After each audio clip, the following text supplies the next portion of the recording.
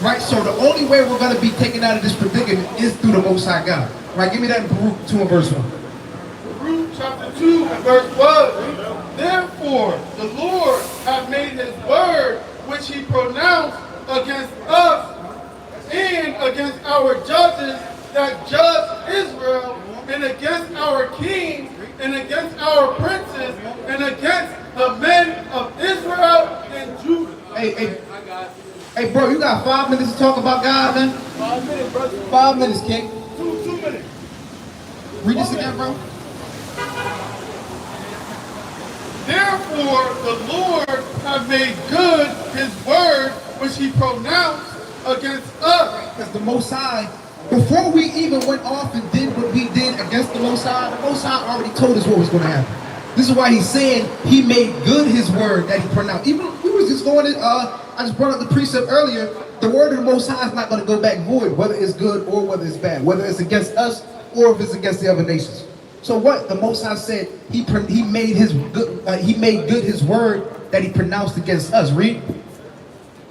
And against our judges that judged Israel, and against our kings, and against our princes. Hey, bro, in the red sweatsuit.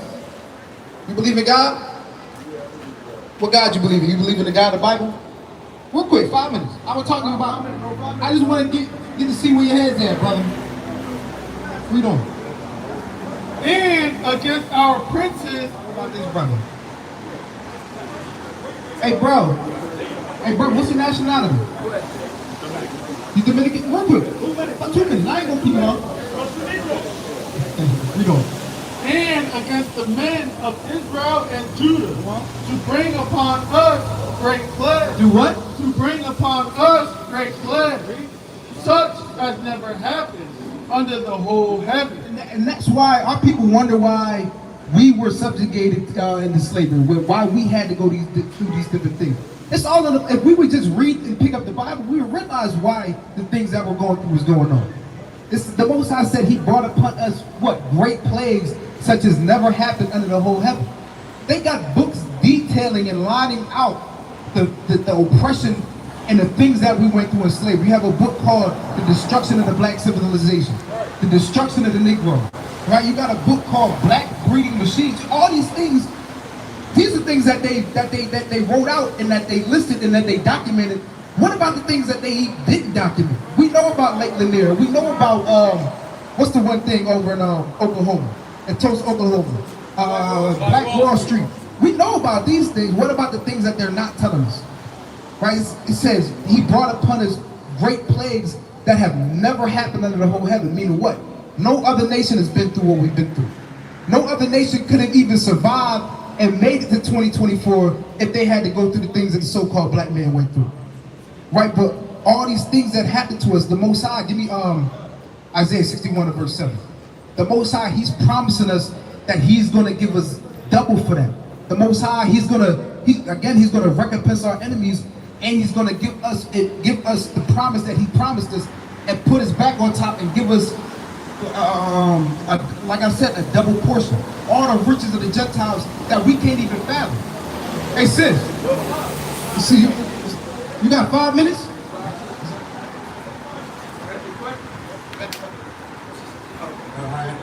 Okay, read. This is the book of Isaiah, chapter 61 and verse 7. For your shame, you shall have double. The Lord said, for your shame, you shall have double. It said for our shame and our affliction, the things that we go through, the Most High said we're going to have double. Read. And for confusion, they shall rejoice in their portion. Therefore, in their land they shall possess the double. Everlasting joy shall be unto them. What did I say? Everlasting joy shall be unto them. We really, as a people, we don't really know what joy is. Right? We think joy is Christmas time when we get presents or we having a barbecue. That's not real joy. Tabernacles. You said what? Payday is joy. We get paid every 2 weeks, and that's joy to us. We're talking about real joy. We're talking about real riches. Riches again that we can't even. We think we get money because we got $100,000 or we got $1 million. We're talking about real riches that's coming to us if we come back to God, if we come back to our Creator. Read that. Read that. You can read the verse up actually. Verse 6. But ye shall name the priest of the Lord. But ye shall be named the priest of the Lord. Men shall call you the ministers of our God. That's it. Men shall call you the ministers of our God. In that day, they're going to call us the ministers of our God. What are they looking at? Give me that Wisdom of Solomon, the 5th chapter. Because when we come and we rise into power, these other nations are going to be like, it was them the whole time. These are the children of God. These are the ministers of the Most High. Because what are we now? We're monkeys, we're spits, and we're wetbacks, and we're niggas to these people. But when we come into power and the Most High instills us with power, that's going to be true power. That's going to be true riches. That's going to be true joy that the Bible speaks of. And that's the true gospel. Everybody wants to make a gospel everything else but the prosperity of so-called black people. But the prosperity of so-called Native Americans and Hispanics. But again, when we rise to the true power, then the people, they're going to know who truly God is, and they're going to know that we're really God's chosen people. What you got, man? Let's go book of Wisdom of Solomon. Hey, bro, with the purple, real quick, what's your nationality? Oh, all right, never mind. Give me, Wisdom of Solomon, 5th chapter. That's the book of Wisdom of Solomon, chapter 5, and verse 1. Then shall the righteous man stand in great boldness. Hey, sis, you got 5 minutes? Real quick. What's your nationality, sis? Real quick, what's your nationality? Your sister here. What's going on? I got what's your nationality? Mixed. Okay, what's your father? What's the nationality of your father? Yeah, black. Okay, so like we talked to a bunch of people, right? And black, that's what is black? It's a color, ain't it? So why when we talk about nationality, we go right to a color? When a nationality, if I ask, like we always say, ask the Chinese man what his nationality is, what's he going to tell me? No, that's a color. That's a color. Hey, sis, you're not even black, you're yellow. So take a flight. Take a flight. Get that sister a flyer, man. Well, Israelites. You said Bart Simpson. That's crazy. But this is the confusion. You said what? Lisa, right? But this is the confusion that we were talking about that our people have. Is that for our confusion? The Most High is going to give us double. The Most High is going to give us. Where was we at? Give me that in Wisdom of Solomon, the 5th chapter. It's the book of Wisdom of Solomon, chapter 5. What about y'all sisters? Hey sisters, where y'all going on this beautiful day? Ladies. Y'all believe in God, sis? We don't.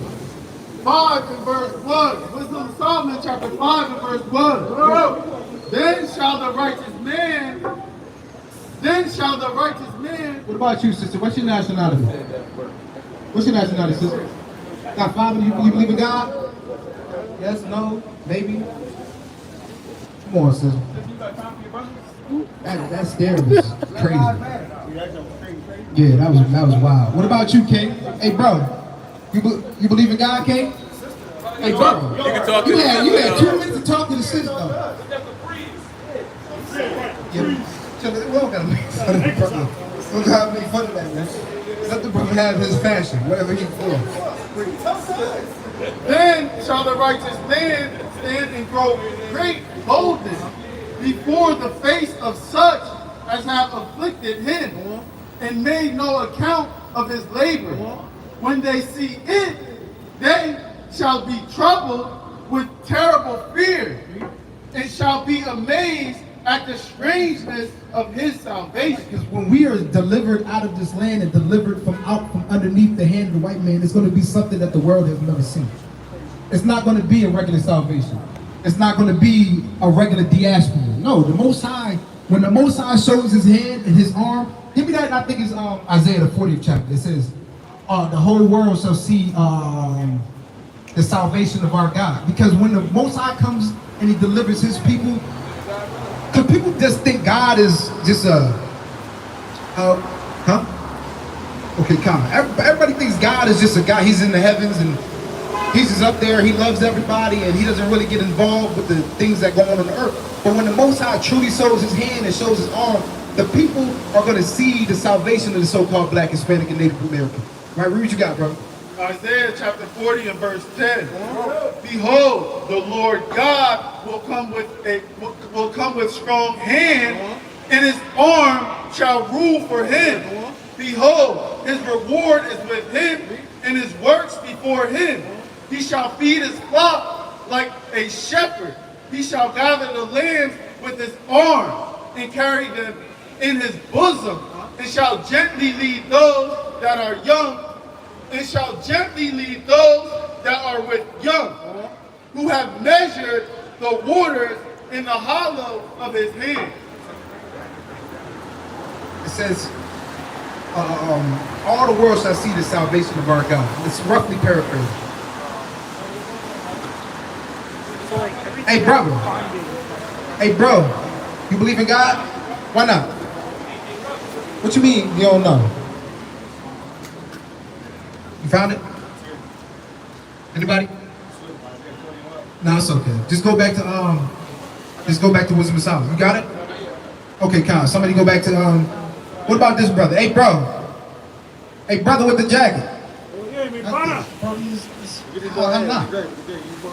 Oh yeah, brother with the gray. 52 and 10. Isaiah 52 verse 10. Hey, King, give me 2 minutes real quick. What's your nationality? Black? Okay, well, when I ask you what your nationality is, I'm looking for like, what's your heritage, what's your custom as a people? Real quick, you can't talk walking away, bro. Real quick, talk to me for 1 minute, brother. Somebody give me that in Isaiah 52 and verse 10. This is the book of Isaiah, chapter 52 and verse 10. The Lord hath made bare his holy arm in the eyes of all the nations, and all the ends of the earth shall see the salvation of our God. That again? And all the earth, and all the ends of the earth shall see the salvation of our God. So all the ends of the earth is going to, everybody in the earth, when our salvation comes, they're going to see our salvation. They're going to know that we're God's chosen people when he decides, and he's in that day when he delivers us. You know something? No. That's, we read that. But we're going to go back to that. So continue on in that. Wisdom of Solomon. Good job. Wisdom of Solomon, chapter 5 and verse 2. When they see it, they shall be troubled with troubled fear, with terrible fear. They shall be amazed at the strangeness of his salvation, so far beyond all they that look for. So far beyond all that they look for. And it's going to be beyond their comprehension the way we're delivered out of it. With what they call the so-called UFOs. Right? These chariots that the Most High has circling this place with the people they don't even notice because they're on their phone. Right, read on. Verse 3, and they, repenting and groaning for anguish of spirit, shall say within themselves, this was he whom we had sometimes in derision. They're going to be looking and like, they're going to be saying, this is dumb. This right. I thought they was niggas. I thought they was monkeys and swinging from trees, but they're gonna realize in that day who we really are. The nations know who we are. You said what? The nations. Some of them do. I've heard stories. Yeah, the people at the top, yeah, they know. There was one brother in this in the camp at one point. Okay, I'll deal with him real quick. But I was answering the sister's question. I was talking to this one brother, and he was in I forget where he was stationed. It might have been Iraq. And the Arab man came up to him and was calling him, you listen to this? Was calling him Yehudi, and like bowing to him. So a lot of these people, they know who, because was it the Egyptian president that said the Jews left black and they came back white? So they left white, they left black and came back white. So that a lot of them, especially the people at the top, they know who we are. Because they took, even the scripture saying Isaiah the 83rd chapter, they took crafty counsel to cut off our name. To make sure to make sure that we didn't know who we are. Right, so does that answer your question? So y'all know who y'all are. You said a little bit. What do you can come up, y'all come up. We don't bite. Come on, brother. Yep, good. Okay. So, to what extent of knowledge do y'all have for this information? Okay. So, I'm asking, what do you know, so I can understand where I can go from, where I can start at, and where you're right. Yeah. Okay. You said you know we're Israelites. How do you know we're Israelites?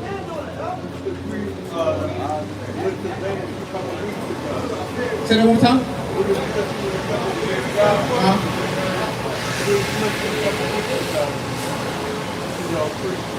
Okay. So I'm saying, like, do you know about the curses? That's what I'm asking. Or about how we know we're Israelites, how we can prove that we're the people of God. That I don't know. Okay, so somebody give me 20, just go to the curses real quick. Go to 15. Deuteronomy 28, verse 15. But it shall come to pass, if thou wilt not hearken unto the voice of the Lord thy God, to observe, to do all his commandments and his statutes, which I command thee this day, that all these curses shall come upon thee and overtake thee. So, like y'all might already know, the Bible is the history and the records of a specific people.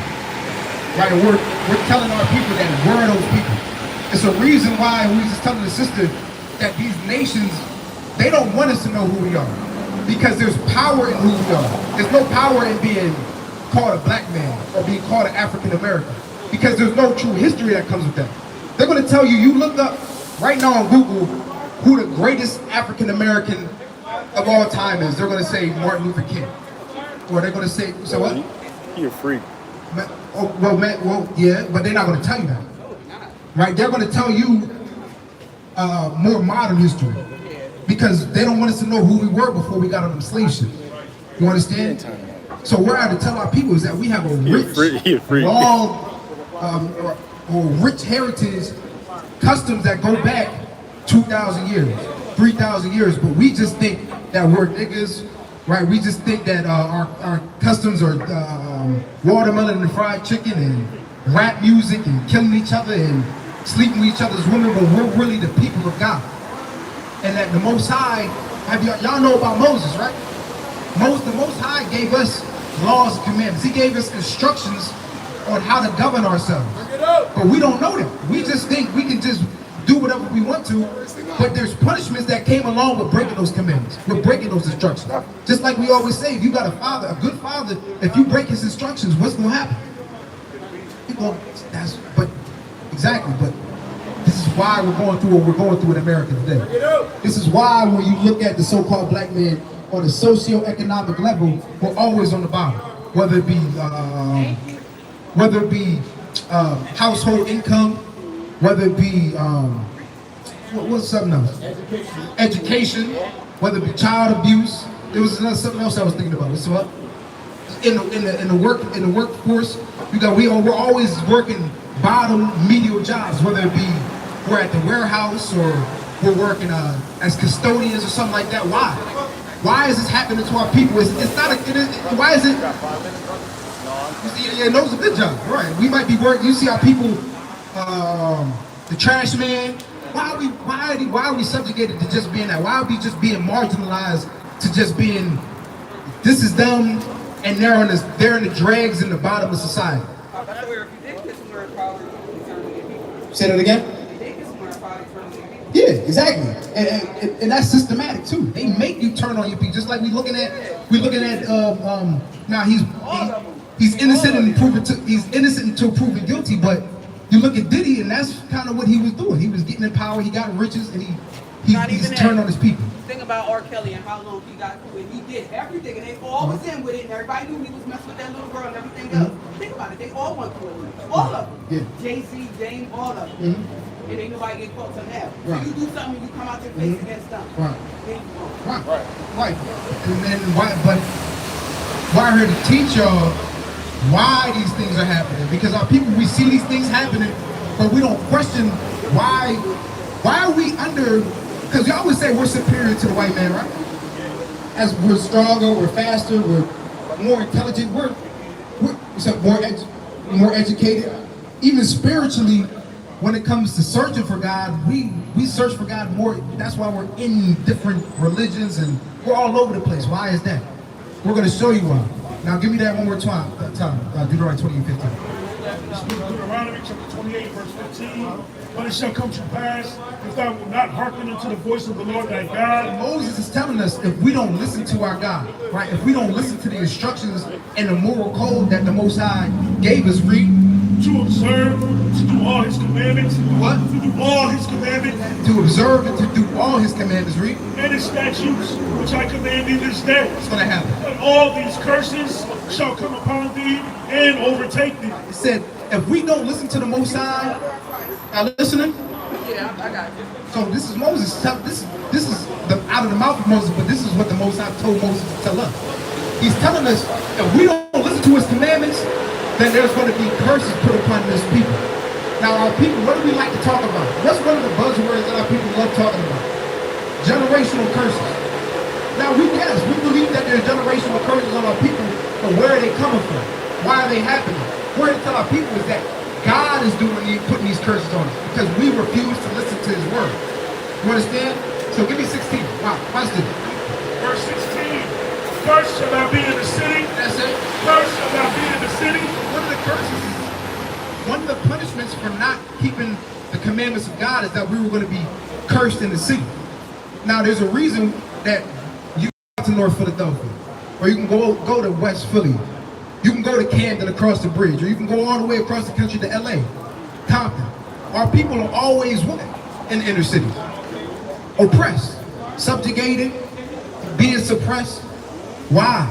Because God told us if we don't keep the commandments, this is a result of our disobedience. You see what I'm saying?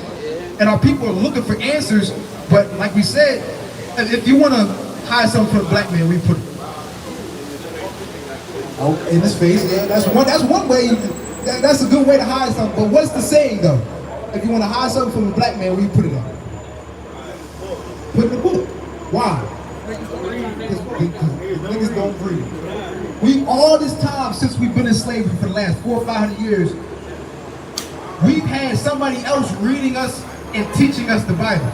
But what happened when we tried to pick up the Bible and read it for ourselves?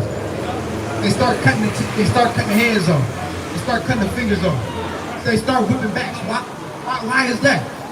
Why do they have I don't know if y'all know, privy to it, but they had something called the Negro Bible, where they took out certain portions of the Bible so they wouldn't, did that sister get a flyer? Hey sis, you got a flyer? Alright, my praise. Okay. They had certain things called, like I said, the Negro Bible, where they was taking certain books out of the Bible, so even if we did get our hands on the Bible, we couldn't read them. Right? So these things are happening because we're the children of God and we're disobeying our Father. So there's got to be punishments to that. Read on. It says, what curse shall thou be in the city? And curse shall thou be in the field. What? And curse shall thou be in the field. And what we're doing in the field is picking cotton. Right, y'all listening? Right, in the field, we was picking cotton. Even like the brother was saying, what do we call the field today? The workforce, right? At the job, the plantation. We're at the bottom of we're working all, like I said, we're working all these menial jobs, and these are all a result of us disobeying our God, disobeying our power. So there has to be repercussions. What if we made, like, we're telling our people that we made a covenant with God. What if we just did totally opposite of everything that God told us to do, but he didn't punish us? Would that be a good God? No. There has to be balance in things. There has to be repercussions of punishments so that you can what? So that you learn. When you have a child, right, and you're whipping them, what's another word they call that? Spanking, okay. Discipline. Discipline. So you learn your lesson, so the next time something arises, you know what to do. You know not to do, right? You know what not to do. You understand? So the Most High, he gave us instruction in the Hebrew, it's called the Torah, meaning instructions. And we disobey those instructions. So now we find ourselves in the predicament that we're in. Give me 16. Watch this. Somebody give me the sign right there. Read that. The book of Deuteronomy chapter 28 and verse 68. And the Lord shall bring thee into Egypt again. Now, when you take a look at Egypt, what were the Israelites doing in Egypt? Why did Moses have to say, let my people go to Pharaoh? Y'all familiar with the Bible at all? Not really? Okay, so when Moses went to Pharaoh and said, let my people go, the Israelites were in slavery in Egypt. Right? So when God tells the Israelites, I'm going to put you back into Egypt, what is he saying to them? Going to put it back into slavery. So read this again. And the Lord shall bring thee into Egypt again. He said the Lord, as a punishment, he's going to bring us into Egypt or slavery again. How? With ships. With what? With ships. What other people has that in their history? Or can say they went to slavery on ships? Who else can say that? Say what? Did they went into slavery on slave ships? Or did they put people in slavery? They put people, but God said that my people, they don't listen to me, they're going to go into slavery on slave ships. Who did that happen to? That happened to us. That's how we know that we can connect this Bible with our history. They try to teach us black history. What did they? What month is it? February? February, they Black History Month. What did they teach us? Huh? The shortest month of the year. And they teach us about who? They teach us about Ruby Bridges. They teach us about Martin Luther King. It's the same. It's the same. It's the same. Yeah, Rosa Parks. It's the same suspects every year. Right? Martin Luther, Sojourner Truth. They're going to tell you about the Underground Railroad. But they're not telling us our true history, and they're not telling us that we can find our true history in the Bible. Like they're not going to tell you that it was somebody that got arrested before the You said what? Yeah, there's a whole bunch of stuff that they keep from. They like I said, we know about Black Wall Street, and we know about all these different things, but there's a lot more heinous, more sinister things that they've done to that we don't even know about. You see what I'm saying? But God told us this. God told us we was going to go into slavery on slave ships if we didn't obey him. And what did we do? What did we choose to do? We chose to disobey him. Yeah. So what's got to happen? Something's got to happen. Some kind of repercussion, some kind of discipline has to happen to a disobedient child. And this is what we were just talking about earlier. This is the result. Us being in North Philadelphia, us being killing each other, us being strung out on fentanyl, and that being our culture, us rapping about that and glorifying that. That's who we are right now.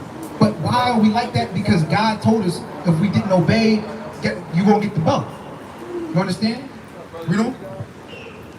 By the way whereof I spake unto thee, thou shalt see it no more again. And there ye shall be sold unto your enemy. That's it. And there ye shall be sold unto your enemy. God told us that if you disobey me, don't keep my commandments, you're going to be sold to your enemy.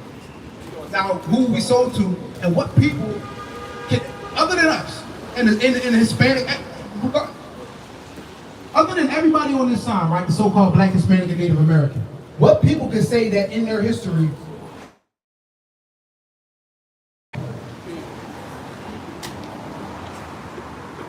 can the Chinese man say that? No. Can the Japanese man say that? No. That is the foundation of the so-called black man's history. You can't bring up the black man's history without talking about slavery.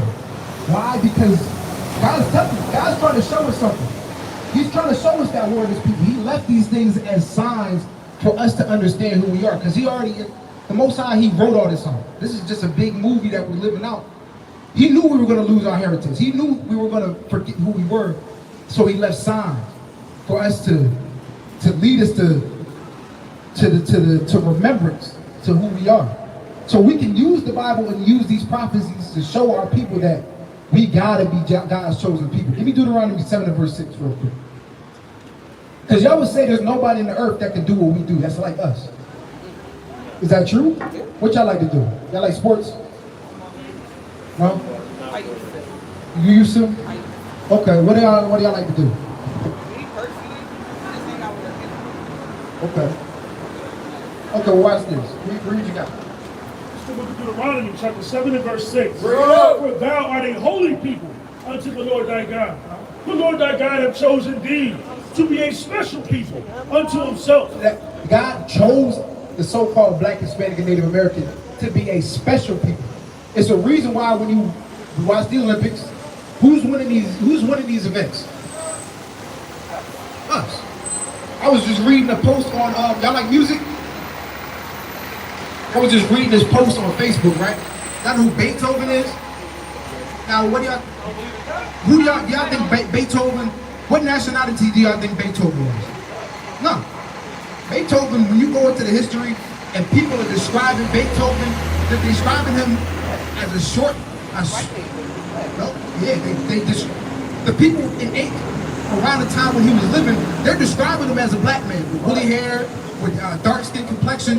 Why when we go into history and we're looking at all the people that dominate everything, why is it always us? Music. Who's the best? Name some of the best musicians of your childhood, of your era. Huh? That ain't true. Of your era. I'm not talking about right now because we know the music right. And even though we dominate music now. Yeah, I could say Mary J. Blige. Mary J. Blige. But they bought a lot of her songs. So that's not her music. So Faith was great, right? And Mary J. Blige, it's not like she was trash or what she was doing. No, she wasn't trash. What about Michael Jackson? Probably the greatest musician, I won't say all time, but of our generation, entertainer of our generation, nobody's outdoing him. Prince, right? I can even tell you that Chris Brown is there. Chris Brown, if he never went through what he went through with Rihanna, he might be up there. Stevie Wonder is playing the piano and he's blind. What about Ray Charles? I forgot about them. Now, Ray Charles was stuff. Why? But what are they white people? Are they Arab? Why is our people just doing this? I mean, playing the piano, he's blind. Effortless. Huh? Effortless. Effortless. Now some people, there's videos of Stevie Wonder. Maybe he's not blind. I don't know. There's videos of him looking at people. Yeah. But it's kind of crazy actually. But Ray Charles is definitely blind. And Ray Charles is one of the best piano players of all time. What about guitars? Y'all know what's his name? B.B. King. You said what? Oh, yeah. Jimi Hendrix. Why are we just dominating everything? Because give me that Lamentations. I think it's the second chapter. The Most High compared us to fine gold. I think it's 2 and verse 1. It's because we're the children of God. The Most High, when He created all the nations, yeah, He created the white man, the Arab man, but when He created us, He put a little more effort into it. Why? Because we're an image and a reflection of Him. So that, you say what? Yeah, we're the children, and they don't like that. Because when they see us, again, we're a reflection of the Most High on earth. And they don't like that. Read that in, is that Lamentations 2 and verse 1? Is it 3? Comparable to fine gold. Somebody find me that real quick. It could be 1. Is 2 and 1?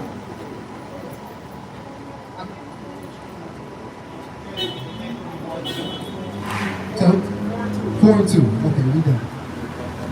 We could probably start at 1 too. It's the book of Lamentations, chapter 4 and verse 1. How is the gold become dim? You see that? So you might think this is talking about regular just gold. We're going to read on. It said, how does the gold become dim? Read. How is the most fine gold changed? The stones of the sanctuary are poured out in the top of every street. The precious sons of Zion. What? The precious sons of Zion. The precious sons of Zion. Talking about who? The so-called Black, Hispanic, and Native American. Those are the terms that they put on us to hide and masquerade who we really are. It said the precious sons of Zion, read. Comparable to fine gold. Did I say? Comparable to fine gold. Everybody's trying to get gold and all these riches, but we're the true gold. Right? In other places, it says we're the jewels of the Most High. But we don't know this. Why? Because we disobeyed. Somebody give me that in Isaiah 59 verse 1. We disobeyed our God, so now we're in the position that we're in. Matter of fact, let's finish on Deuteronomy 28, chapter 68 verse 1. Whoever got it. And then hold Isaiah 59. You got Deuteronomy? This is the book of Deuteronomy, chapter 28, verse 68. And the Lord shall bring thee into Egypt again. The Most High is going to bring, as a punishment, going to bring us into slavery again. Read. With ships, by the way whereof I spake unto thee, thou shalt see it no more again. Black history in the Bible. You can't refute that. Read. And there ye shall be sold unto your enemy. You got the signs. We sold. We brought over the slave ship. Right. Read on. For bondmen and bondwomen, and no man shall buy you. No man is going to come get you out of this predicament. People always talk about how, why did the African man, why did they come over and get us? And we're their brothers, because we're not African. Right? We're not those people those indigenous tribes of Africa. We're from the land of Israel, Jerusalem. That's our heritage. That's our land. Right? And these things are happening to us again because we're going to read in Isaiah the 59th chapter, when we disobey our God, bad things happen. You can read that all throughout the Bible. This isn't the first time we went into slavery. Right? We've been in slavery multitude of times because of our disobedience. So somebody give me that in Isaiah 59. The book of Isaiah, chapter 59 and verse 1. Behold, the Lord's hand is not shortened that it cannot save. So our people that were looking in all these different places for salvation, right, for a way out of this. A lot of our people want to go to politics, and our people rely on getting money, thinking that's going to change something, when that doesn't change anything. Why? Because it says the Most High, His hand isn't. Read that one more time. Behold, the Lord's hand is not shortened that it cannot save. So it's saying the Most High, it's not like His hand is short that He put us in a predicament that He can't get us out of. That's not the Most High. The Most High can do whatever He wants to. You understand? Read on. Neither is ear heavy that it cannot hear. But your iniquities have separated between you and your God. What did I say? But your iniquities have separated between you and your God. Iniquity, our sin. Sin is the breaking of the law of the Most High. And we were the ones that got the law of the Most High. That's right. So what happens when we break the law of the Most High? The Most High, He gives you over to, give me that Psalms 81, go to verse 11. The Most High, again, as a good father, you gotta get on your child, or your child is just going to be rebellious. And to teach you that in the Bible. Our people love quoting the Bible. It says, what's a proverb that our people love quoting? Spare the rod, spoil the child. That's a true proverb. That's in the Bible. So if you're a good father, you can't spare the rod. So give me that in Isaiah, Psalms 81 verse 11. It's the book of Psalms, chapter 81 and verse 11. But my people will not hearken to my voice. See that? And this is a recurring theme in the Bible. It says, somebody give me Baruch 2 verse 29. It says, my people would not hearken to my voice. Read. And Israel would none of me. In the other place in the Bible, it says, we lightly esteem the Most High. What does that mean? So what? You said esteem? Lightly esteem. I mean, we didn't give a damn about the Most High. Yeah, we didn't give a damn. Because our people, a lot of our people don't believe that there's an actual God up there judging people and looking at our ways and looking at what you're doing and giving you a just reward for your actions on the earth. No, there's a God up in heaven and He's looking down on you. And read this one more time. But my people would not hearken to my voice, and Israel would none of me. What? We lightly esteem God. We didn't think God was going to do anything. Right, read? So I gave them up to their own hearts' What lust. does that mean? I gave them up to their own heart's lust. It means He gave us over to that. Anything that because we refuse to do the law of the Most High, so what? Whatever we wanted to do, He let us do it. And guess what that caused? It caused our ruin as a people. Now we call ourselves Black African American. Now we don't even know that we come from the 12 tribes. We don't even know what the tribe of Judah, tribe of Ephraim, Levi, so on and so forth. That's why we, no offense to the system, that's why we in these different religions, because the Most High, He gave us over to these things. We wanted to serve other gods. All right, go ahead, serve other gods. See where that gets you. And look where it's gotten us, to the bottom of society. Read on. And they walked in their own counsels. Oh, that my people had hearkened unto me. It says, oh, that my people had hearkened unto me. Read. And Israel had walked in my ways. I should soon have subdued their enemies. I say, I should soon have subdued their enemies. God said, if we was just hearken to his voice, our enemies and his people that oppress us and marginalize us, they would cease to exist. But that's all we got to do is hearken to the words of God. All we got to do is come back to our God, because again, the God of the Bible is our God. The true God that made heaven and earth.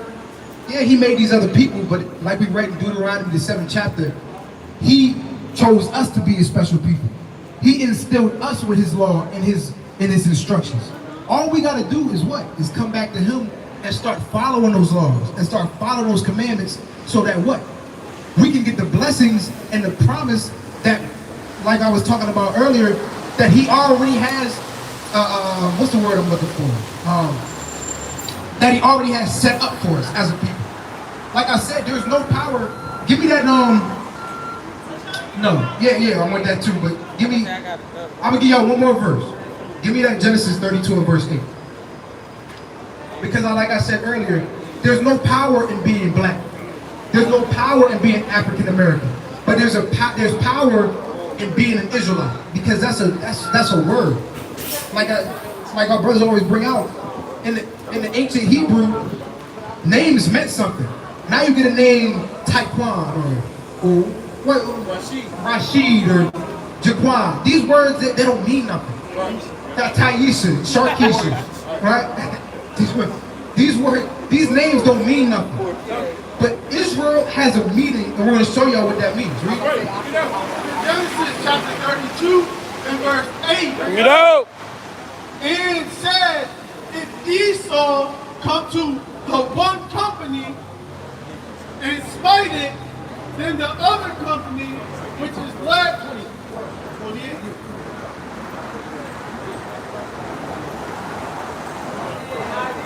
It's the book of Genesis, chapter 32, verse 28. And he said, thy name shall be called no more Jacob, but Israel. But Israel. That's who we are as a people. We're the children of Israel. Right? It says, but Israel, read on. For as a prince has thou power with God and with men, and has prevailed. It says we have power with God and with man. Meaning what? God's bestowed us with power. So, and it says we have power with Israel. In the Hebrew is Yashar Allah, meaning Prince of God. And that's why I'm telling you, black doesn't have power, but being Israel, it has power, because God, he's going to bestow us power once we start doing what he told us to do. And we're going to have power over these other nations, just like they have power over us, but we're going to rule them in righteousness. We're going to be able to give them the law so they know how to govern themselves. Right? Because all these other nations, they're out. You got the Chinese man down there eating cat, rat, and dog. Right? You got the people in the Middle East just blowing each other up. When we're in power, it says the world and the earth, there's not going to be any more war. There's going to be righteousness in the earth, but that's our position. When we're put back in power. But to be put back in power, we got to start doing what God told us to do. And that's what we're out to teach our people. So now we have to come back to who we really are, and knowing who we really are, there's an obligation now to keep God's word. And if y'all don't know, y'all know who Jesus Christ is, right? So what? It's unfortunate. Well, it's not unfortunate. Jesus Christ, who they taught us, that's not really Jesus Christ. His name is really Yahushua, but that's going to be our king. That's going to be our deliverer. That's who's going to come and deliver us out of this predicament, the situation that we're in. But what? We have to come back to God first. We can't keep doing the things that got us in this predicament that we're looking at. Now you got this guy over there. I've seen this man, the Jewish man. Now he's over there masquerading to be the Jew when you're really the Jew. Now they're over there telling you that they're the people of God when we're the people of God. And they can't touch us in nothing. A lot of these people, they got Down syndrome. For real. They go over there, you look at their population. That's where they sickness come from now. Huh? They come from sickness. That's where They practice incest. You go over there to Tel Aviv, they got the biggest gay parade. They got a law, is the law of what's the city's? It's the law of refuge. I'm about to say, think about it. They got gay statues. Yeah, they got the law of refuge. If they commit a crime over here, like pedophilia, they can go over there and be cool. They're not gonna prosecute them. they're not gonna what's the word? Send them back over. I forget the word. Extradite. That's a true thing. So they're not the people of God. We're telling y'all that y'all the people of God, but y'all gotta dig into y'all history. Y'all really gotta do y'all research because this is real. Right? This ain't fake. Right? We're telling y'all don't gotta believe anything we saying. Just go and do your history, do your research. This is the what do they call it? The age of information. It's plenty. All you gotta do is go on Google. If they don't believe it, go look on the news because they're showing that man picture right there and how Putin and them got the pictures of how it's actually black. That's true. And that's who they all. Y'all got flyers? Yeah, you got it. All right, well, check out you dropped it. Oh, y'all got us on Instagram too.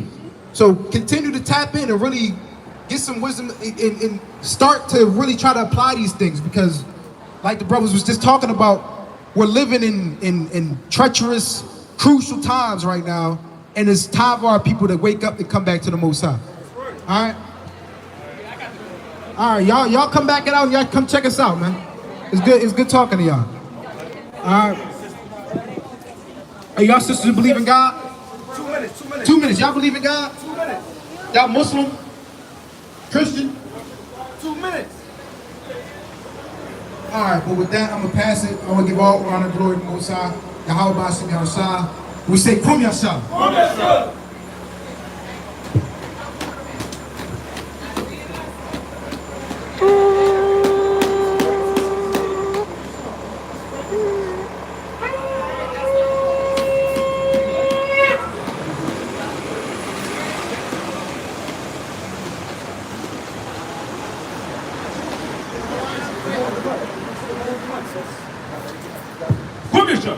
Excuse me. Hello. Kum Yasha. Kum Yasha. How you doing? How are you? How are you? I'm good. How are you? I'm good. What was the elder teaching? He gave me a flyer saying that our heritage is not just black involvement. Right. That's part of the message. Right. That's the initial part of the message. Right. I'm using the mic on this. Initial. Right. So that's just what he's doing is just laying the foundation. Right. Give me Jeremiah 17:4. So what we believe. Let me ask you a question. You believe You going to a verse? I got you. No, he's going to hold it. I got a question I'm going to ask you. What do you believe? Do you believe in the God of the Bible? I believe God is around everywhere. Okay, we believe that he's omniscient, he's omnipotent, so he's everywhere, he's all knowing, all powerful. So we agree with that. But when you look into different texts, there's different versions of God when you look at different texts, such as It's Islam. still one God, right? Well, no, Only because one God? no, we believe that there's one true God. Go to Jeremiah 10:10. We believe that there's one true God, but You that didn't told him to go to a different verse. You was going to show me another verse, right? You was going to read from there, Yes. or what? we're gonna go there, sister. I'm trying Let me to step back a little bit. I'm trying to start this initial build. We believe that 12 tribes of Israel, that's right there. And then I see right here, you got a couple. Wait a minute, I'm not trying to outspeak him. He can speak. I got you, sister. I just Let me step back. we I just told you, I was listening, and keep but stepping. it was. Let me step back. sister, you was good right here, sister. I'm not about to look down the line, just look at you. I'm looking at all these other faces, sister. All right, You good so- right here, sister. Hey, hold here. Excuse me. All right, so I'm gonna cut straight to the chase. What we believe is that us as so-called Black, Hispanic, Native American men, women, and children is that Black, African American, Latino, Puerto Rican, Mexican, all these terms, they're labels that were given to us by the oppressor, the people that conquered, whether it's the British, whether it's the French, the Spaniards, whoever it is. These are labels that have been slapped on us throughout the annals of time. Through systematic oppression, we've lost our way. We lost who we are. We lost our identity, our heritage. Our heritage being Black, African American is commercialized and published as what? People that drink Hennessy, smoke backwoods, twerk, go to the club, play sports, and then after all that, we go to church on Sunday. That's been looked at as our heritage and our culture. That's what's being propagated throughout the world. What we're trying to show our people is that that's not our culture, and Black and Latino and Native American, that's not who we are as a people. We have an actual nationality. Race. We're race. Black, Race. yes, Race. yes. What do you mean we're a race? Like us I mean, so-called so black you're folks? asking multiple questions while you were speaking. No, these are all statements. Now I'm asking you, what do you mean by race? Race stands for ethnic. Ethnic group. Ethnic group, race, nationality, they all the same thing. At the end of the day, they all the same thing. Okay, again, step back some more. Excuse me. I'm listening. I didn't know if you were done asking your question. Again, I didn't ask a specific question. No, I did not. One of the guys, this guy passed me pamphlet and you were speaking, so I didn't want to interrupt you while you were speaking, while others are gathering around. Okay. True? True. All right, again, I'm step back a little. Okay, so this is getting everybody involved. Perfect opportunity. Give me Isaiah 62, verse 6. Hey, brother, come join the crowd, brother. We just getting started. Isaiah 62 and 6. Whoever's first. Quick on these swords. The book of Isaiah 62 and 6. I have set watchmen upon thy walls, O Jerusalem, which shall never hold their peace, day nor night. Ye that make mention of the Lord, keep not silent. The Lord said, Keep not silent. one more time. Keep not silent. We're going to open up, giving all praise, honor, and glory. How about Shem Mashiach on the lookout shine? Right? What we were just dealing with, what we were trying to explain to the sister, and what we've been doing out here for the past 3-4 hours to teach the so-called black, Hispanic, Native American man, woman, and child, that these are just labels that have been given to us by the so-called white man and the oppressors that have put our people in these hoods, ghettos, give us our guns, given us the drugs, and put us in a docile state. We are not so-called black, Hispanic, Native American people. God gave everybody their individual nationality and ethnic race group. When you go into the Bible, when you go into history, when you study archaeology and all these vast different sources, you're going to come to realize that the so-called black, Hispanic, Native American man, woman, and child are the biblical Israelites, who were God's chosen people after Moses freed them from Egypt where they were slaves. Now today, through systematic oppression, like I spoke about earlier, we've lost our identity and our heritage and who we were, who we are. Jeremiah 17 and 4, who's got it? Brothers got hold these precepts. Chapter 17 and verse 4.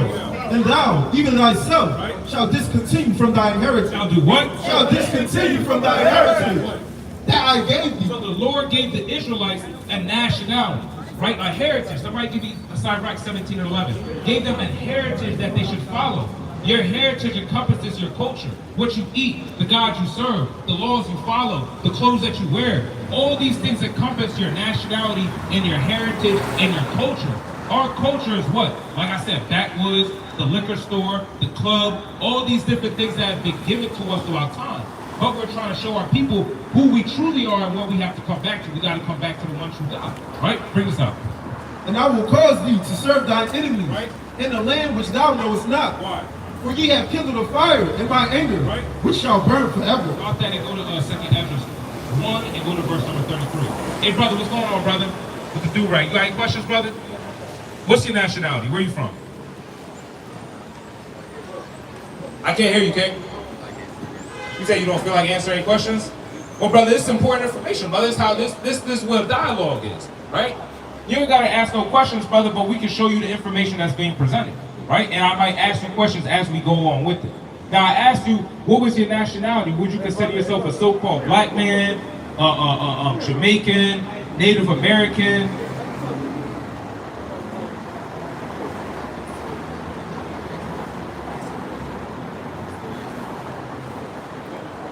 Brother, you can talk to me, brother. We your brothers, brother.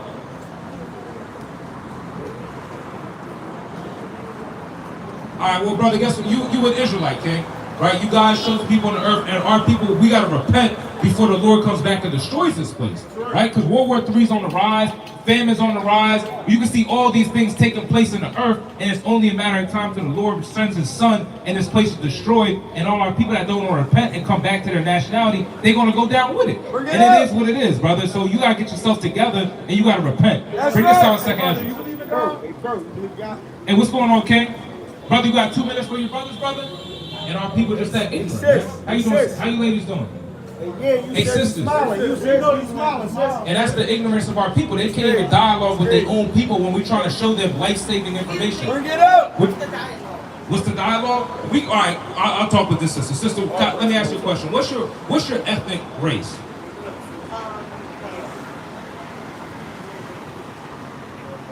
I oppose, they say brown, right? Brown, race. Who's See, they? who is that? Who's Exactly, they? I feel like, oh, Well, who calls us brown? who? Exactly. Nobody. Who came up with this terminology? Of black, white, X, Y, and Z. Right, the oppressor. The same people that gave us these labels such as African American, Afro American, Negro in color. You know, my last name is Israel, Israel. what are the chances? So what you know about Israel? I know this thing going well. One thing, I know my name sometimes to some people, now mind you, man coming up with the diagram. Okay. Language broken. If I'm black, I'm brown, whatever you want to call me, but Israel means God's word. And some people like Say that last one. warrior God or God warrior. Well, no, we And going. I'm saying, so, you know, it's a lot of things to that. All right. I believe in a lot of stuff that y'all actually do talk. I got you, I sister. don't know what y'all actually What are y'all again? We're the Israelites. Oh, you guys are. You too, sister. Not just us. That's what we're trying to teach. No, I always. I got you, sister. Just hear me out. We're not just us. Being an Israelite is not something you can just join. No, not at all. I can go be Muslim tomorrow if I want I to. believe that. I got you, sister. I don't know what an Israelite exactly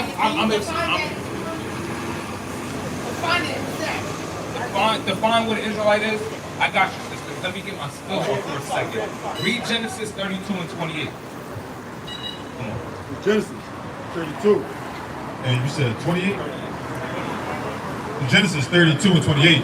And he said, thy name shall be called. Sister, you listening? Bring it out. And they said, and he said, thy name shall be called no more Jacob, but Israel. But what? But Israel. This is what Israel means. He said, thy name shall be called no more Jacob, but Israel for what? For as a prince has thou power with God and with men. That's what Israel means. Israel goes back to the Hebrew word Yasha'Allah, which means he is a prince with God. Does that make sense? That's what the word Israel means when you go back to its original Hebrew root. I'm sorry? Well, no, that's what it actually means by definition. That's what it means. Now, to be an Israelite would mean that you descend from the man named Israel. Right? So all the man Israel, when you read Genesis, the 25th chapter through the 28th chapter, you read about him having 12 sons. Right? Judah, Benjamin, Levi, Asher, Naphtali, Issachar, all the way down. So he had 12 sons. These are the progenitors of the 12 tribes of Israel. So now everybody that would descend from one of these tribes would be an Israelite from that respective tribe. So you'd be an Israelite from the tribe of Naphtali. You'd be an Israelite from the tribe of Benjamin. You'd be an Israelite from the tribe of Asher. These are what make up the 12 tribes. Now again, this is a lineage descendant. So if you're a descendant of one of these tribes, that would make you an Israelite. Right? So a Chinese man, an Asian man, they can't come just be an Israelite. That's impossible because it's an ethnic, racial thing. You see what I'm saying? So what we're teaching is that according to the Bible, the so-called black, Hispanic, and Native American man, woman, child, we would be these people. Based off of biblical history, based off of prophecy, and based off of archaeology, we can pinpoint that we must be these people without a shadow of a doubt. And what we're going to do is we're going to show you that this indeed is true, right? Somebody go to Deuteronomy 28, somebody go to Isaiah 48 and 22.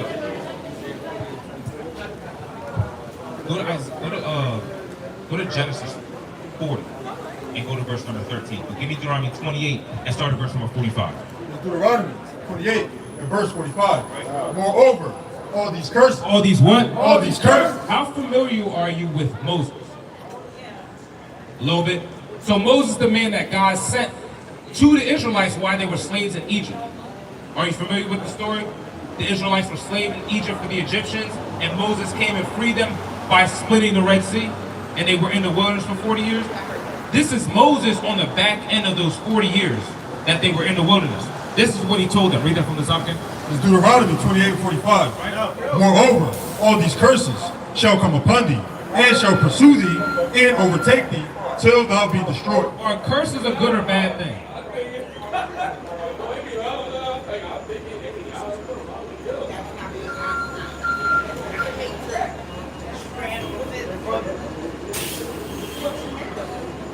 Read verse 2. Verse 2. Right. And all the blessings, All these what? all these blessings shall come on thee, and overtake thee, if thou shalt hearken unto the voice of the Lord thy God. So there's a contingency. The first is, if you keep my commandments, I'm going to bless you. If you don't, I'm going to curse you. So in the context, the curse cannot be a good thing, because prior to that, he gave them blessings. So the curse can't be a good or bad thing, or what you make of it, when there's a blessing that comes before that. The Lord said that I set life before thee and death. The life if you keep the commandments, death if you don't. So we know in this context that the curses are a bad thing on the Israelites. That's right. Go back to verse 45. Verse 45. Moreover, all these curses shall come upon thee, and shall pursue thee, and overtake thee, till thou be destroyed.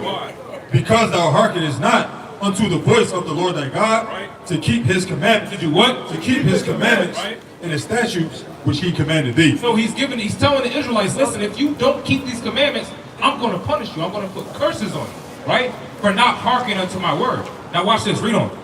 And they shall be upon thee for a sign. For a what? For a sign. And for a wonder, and upon thy seed forever. So he said that these curses are going to be for a sign on the nation of Israel, on their seed line forever, because you did not keep the commandments. Now, if you read the scriptures, you'll understand Israel did not keep the commandments. So guess what happened to them? All the curses that you can read about, and they're going to be signs to help you identify with who the Israelites are forever. So even until this day, if you read these curses, you're going to be able to pinpoint or match up with an ethnic and racial group of people that fit these curses, right? You say you don't believe in curses? Well, God does, and he put the curses on the Israelites for not keeping the commandments, and we're going to prove that these curses indeed happen to us as so-called. Put curses on the nation of Israel. Yes. We just read it, for not keeping the commandments. Well,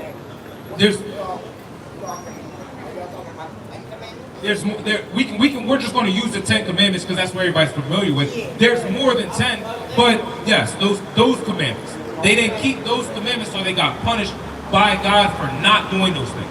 It's like having a kid. If you have a child and they don't keep the commandments, if you can tell your child to do X, Y, and Z, and they don't do it, you're going to chastise them in some way, somehow. Right? And so it's chastised. It's the exact same way. It tells you that in Proverbs 3 and 11. In Hebrews, it tells you that if you are without chastisement, you are as a bastard to the Most High.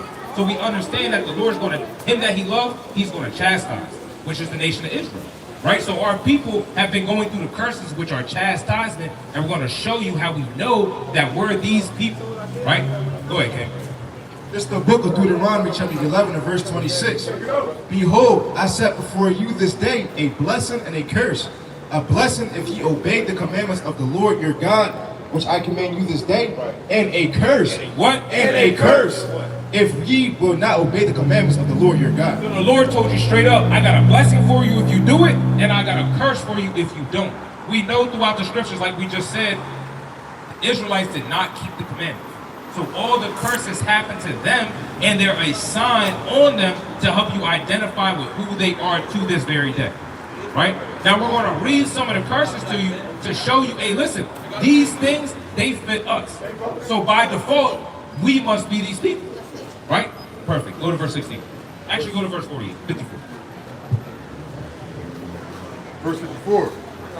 So that the man that is tender among you and very delicate, his eye shall be evil toward his brother. He said the man that's tender and delicate. Are you familiar with what that means? To be tender and delicate? What's that mean? No, to you. Oh, well, tender and delicate.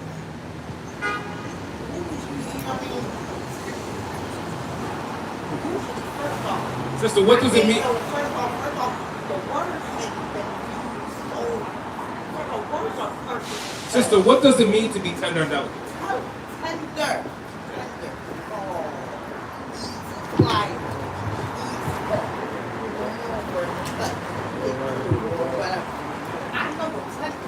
To be tender and delicate to me, it means to be soft, to be loving, to have care for. See, there we go. That's that, Read this. Read on. Read from the top. So that the man that is tender among you and very To delicate, be tender and delicate means to be loving, to be soft, to be gentle towards his what? his eye shall be evil toward his So brother, now this man's going to have an evil eye towards his own brother. He is going to have hate towards his own brother. Read on. and toward the wife of his bosom. And he's going to have an evil eye towards his own woman.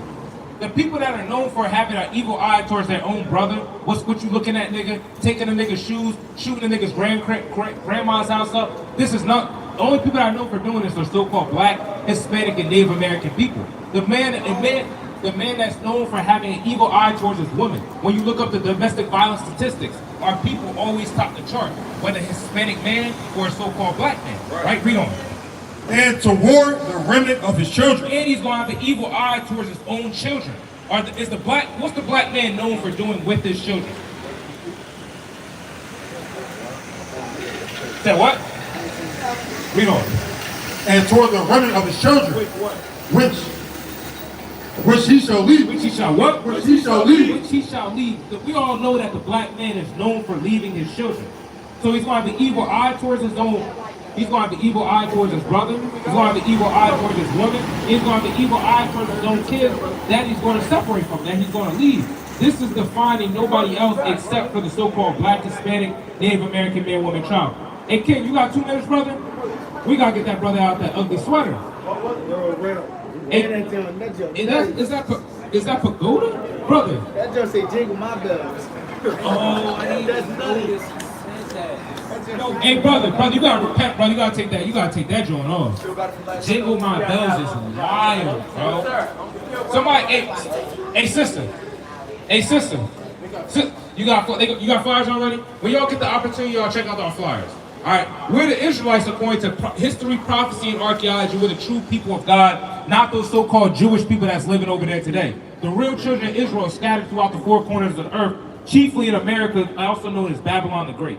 And our people have to wake up. We have to wake up. We have to repent, and we got to come back to the Most High God and keep the commandments until before this place is destroyed, which is sooner than later.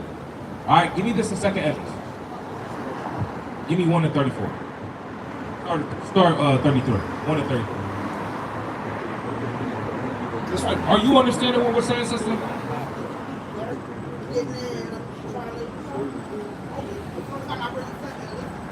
Okay, all praises. Go back to John's home. It's not us specifically, but we got groups of there are groups that are out there that teach you the same thing. All right, hold on, okay. Come back to this. Give me verse number 68. Actually, give me verse 32. 32. Verse number 32. So when you read Deuteronomy 28, from 15 through 68, you read about the curses that would happen to the nation of Israel. There's roughly 55 curses that you can read about. When you go through all of them, you're going to notice that all of them only line up with a specific demographic of people in this society. And the only people it fits are so-called black and Hispanic people and Native American people, right? Read this real quick. Verse number 32. Right, brother, you believe in God? Thy sons and thy daughters shall be given unto another people. Shall be what? Shall be given unto another people. Read on. And thy eyes shall look and fell with longing for them all the day long. Right. And there shall be no might in thy hand. Now, what people had their sons and their daughters given to another group of people against their will?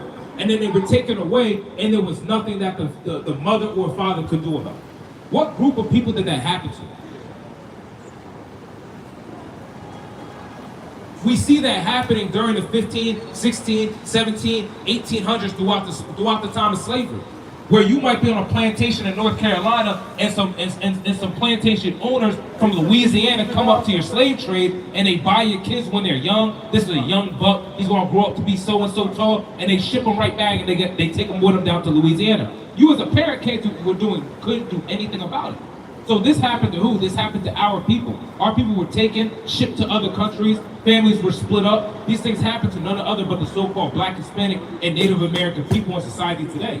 But all this stuff links back to the scriptures. It links back to the curses that would happen to the Israelite man, woman, and child. But it fits us by default, making us the Israelites that you read about in the Bible. You can study history. You can study archaeology and continue to find all the remnants that are telling you and directing that we must be these people of the book, right? We have to be these people of the book, and now we're trying to get our people to repent and come back to the Most High God again before this place is destroyed. Luke 2 and 30. Give me Romans 13 and 11.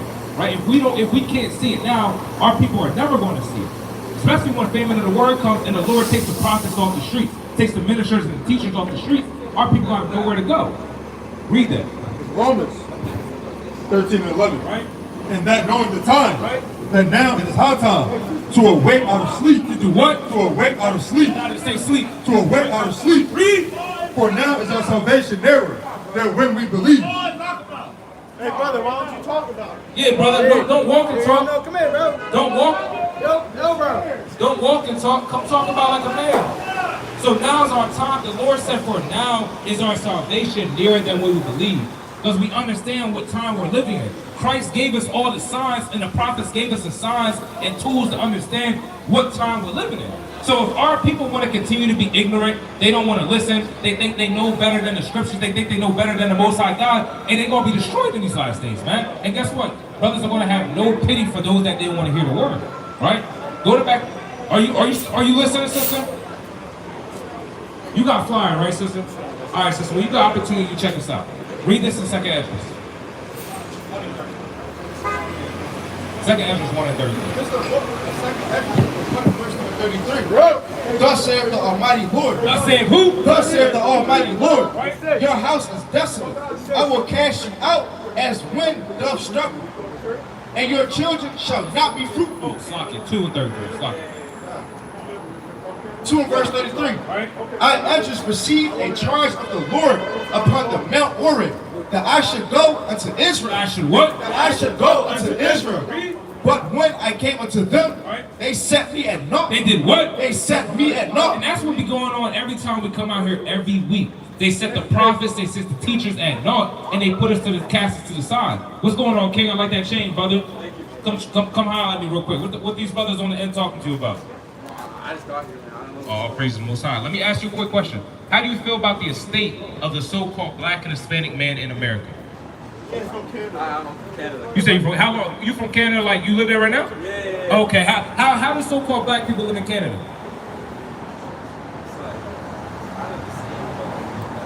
You say it's kind of the same. When you say it's the same, what you mean by that? Like I'm talking about specifically our demographic of people.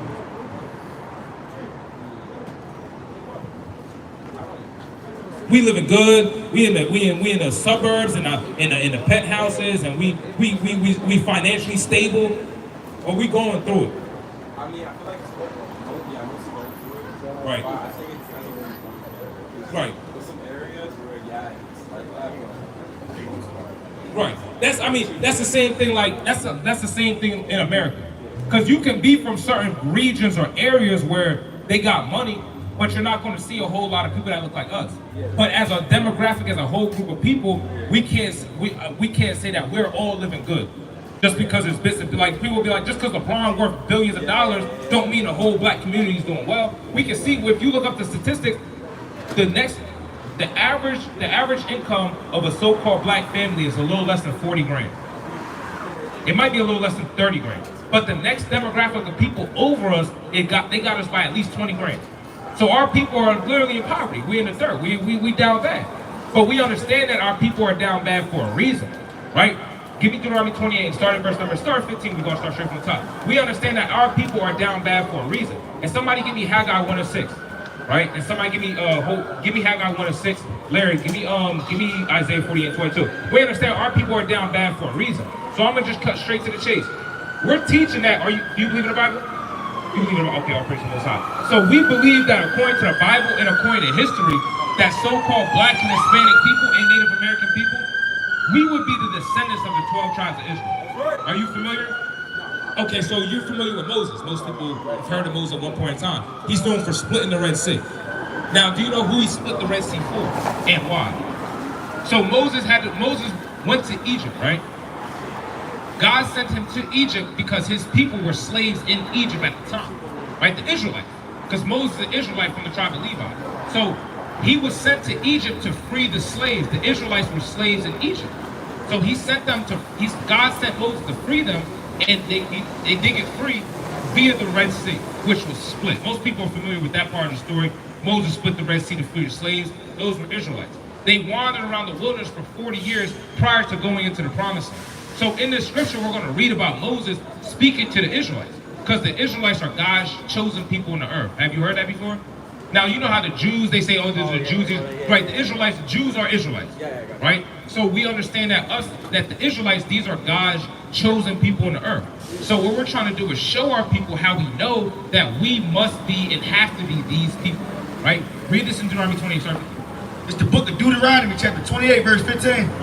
But it shall come to pass, if thou wilt not hearken unto the voice of the Lord thy God. This is Moses. Moses speaking to the Israelites. He said, it shall come to pass, meaning it will happen, if you don't listen unto the voice of the Lord your God. Read. To observe, to do all his commandments and statutes which I command thee this day. If you don't do the commandments which he's giving you, that what? That all these curses shall come upon thee and overtake thee. Now he says all these curses are going to come upon you and they're going to overtake you. Meaning you ain't going to be able to run from these curses. They're going to come over, they're going to destroy your nation. There's going to be nothing you could do. Right? Why? Because if they were disobedient. Now, are you familiar if Israel kept the commandments or not? Well, I'm going to just give you a crash course lesson. They didn't. So guess what happened? All these curses that you read about, right? Because read verse 46. He tells you that these are going to be for a sign on the Israelites, right? Read on. Verse 46. Right?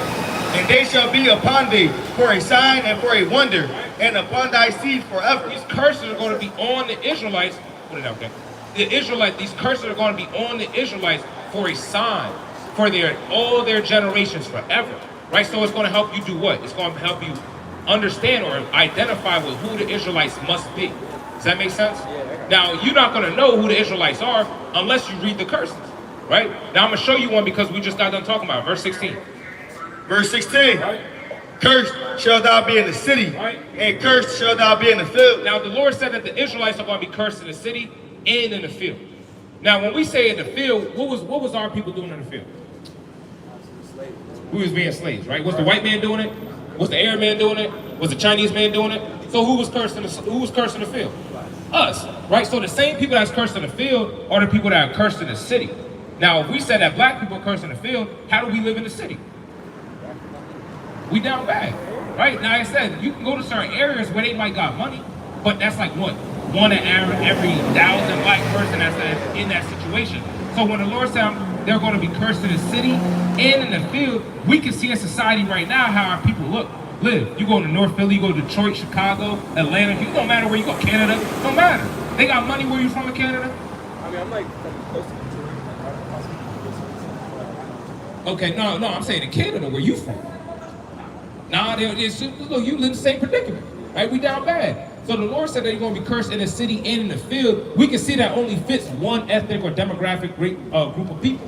That fits us, right? Go back to verse 54, right? I'm going to show you another one. Verse 54, right? So that the man that is tender among you and very delicate. Brother, do you know what it means to be tender and delicate? It means to be gentle, to be loving, to be kind. Tender and delicate. Read. His eyes shall be evil toward his brother. Now he's going to go from having that tender and delicate eye, now he's going to have an evil eye towards his brother. What people group in society have an evil eye towards their own people?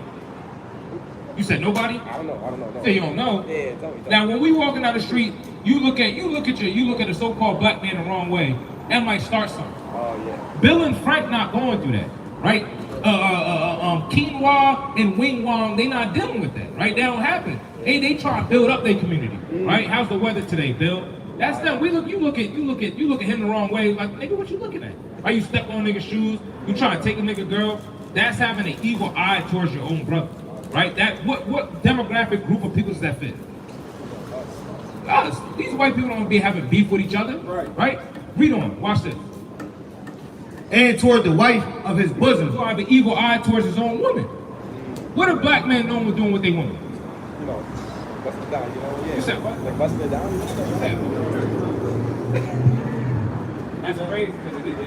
Yeah, that is true. Because now you whoring out your woman now. So that is true. We know for doing that, whoring out our woman, running trains on the X, Y, Z, but not just that, which is true. Not just that, but we know for doing what? Putting our hands on them, right? When you look up again, I'm gonna just try and explain to them. When you look up the domestic violence statistics, you're gonna see that our people always seem to top the charts, right? So we're gonna have the evil eye towards our own women. What else? And toward the remnant of his children. Now let me ask you this: what is the black man known for doing with his children? With his children. You said what? Leaving them. Right? Watch this. Watch what the Bible says. And toward the remnant of his children, Right. which he shall lead. Which he shall what? Which he shall lead. That's it. You said it. It's in the Bible. That the Israelite man is going to have an evil eye towards his brother, towards his woman, and towards his kids, which he's going to lead. That can't fit nobody else but who? But us. Meaning by default, we must be who? We must be these people. Now, who's the Lord talking to? What? Who's us? Who's his people? What are they called? Now, come on, bro. What are you doing? The quiz. It's we the Israelites, brother. That's what we're trying to show you. Give me Deuteronomy 7:6. Is that he ain't speaking to his people, he's talking to the Israelites.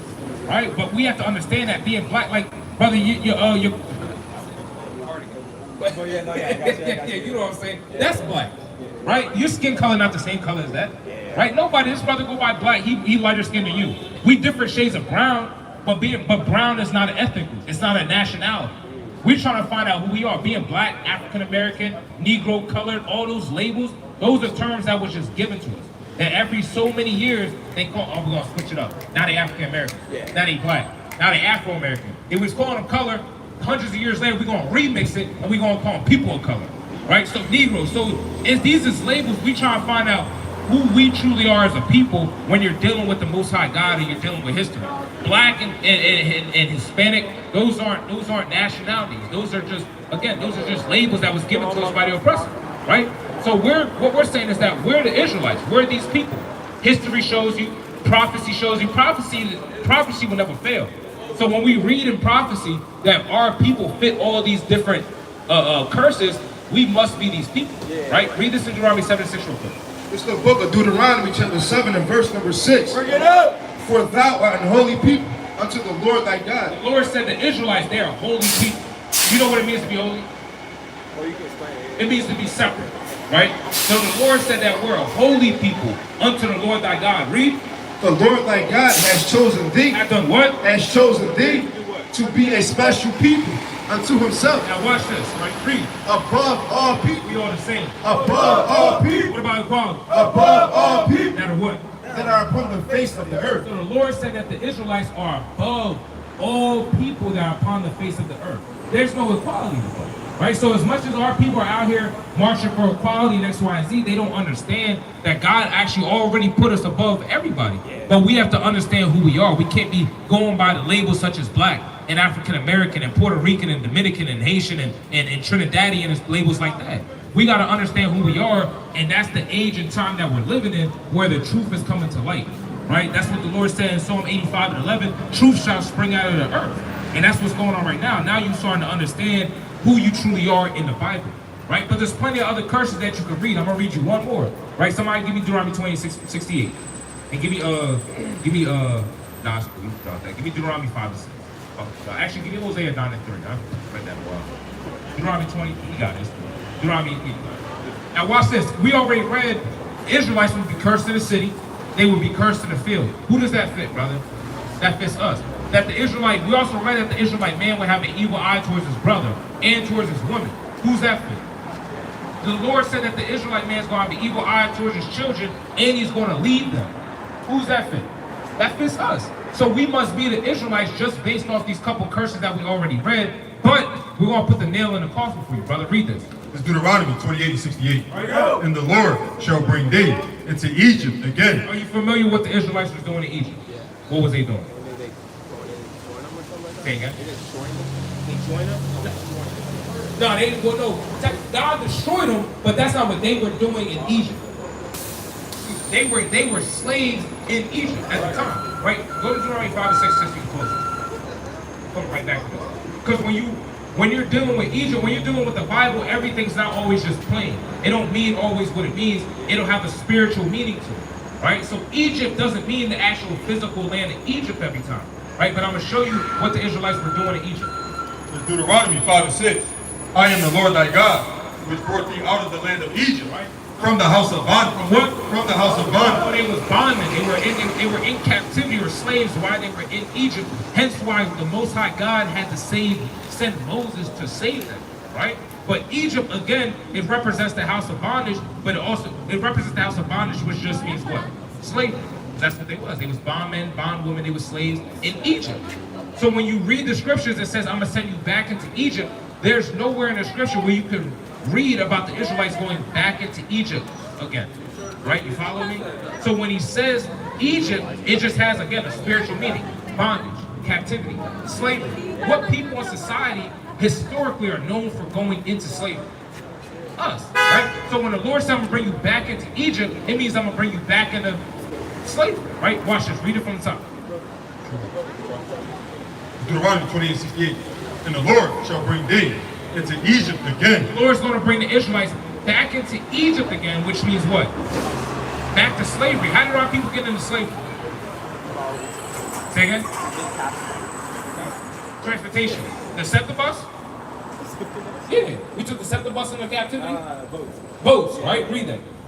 And the Lord shall bring thee into Egypt again with ships. With what? With ships. With what? With ships. The Lord said, I'm going to bring you back into Egypt or slavery again with what? With ships, just like you said, brother, with boats. Our people, where's the sign? There it is. Our people were sardined in the bottom of the slave ships and brought over here on about, what was it, a 3-month voyage. Half the people didn't even make it. We was thrown out to the sharks. We just died in our feces and X, Y, and Z.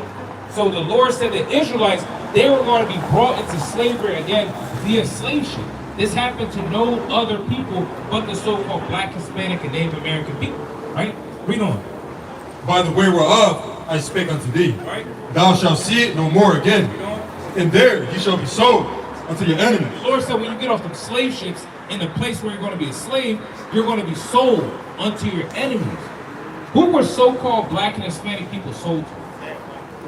You said what? The white people, right? These at the time, the British, the Spaniards, these different nations of people that at the end of the day, they're all just so-called white people. The Lord said you're going to be sold unto your enemies. Would you say that they are friends? No.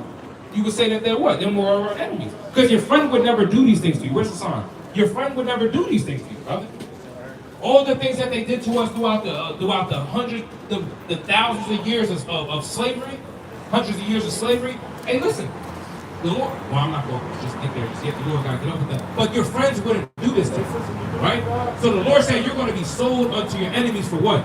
For bondmen. Slave men. And bondwomen. Slave women and what? And no man shall buy you. You deal with this word buy in the Hebrew, it just means to redeem. Bring it up. Hey, nobody's going to redeem you out of that captivity. The same way Martin Luther King tried, the same way that Malcolm X tried, the same way Harriet Tubman tried, the same way Marcus Garvey tried, the same way the Black Panther tried. Yet we're still in the land of our captivity for a reason, because the Lord said no man is going to redeem you out of that captivity. So now the only way for us to get any type of redemption, to get out of this land of our captivity, what do you think we got to do? Give me Zechariah 2 and 2. Zechariah 2 and 2. We're going to show you, brother. Because we know how we got to get out of here. We out here for brothers like you that want to listen, that want to understand. Because it starts again with the foundation of knowing who you are. We're the Israelites. We're God's chosen people on earth. We read that. The Lord put us above all people. That's why everybody tries to copy what we do.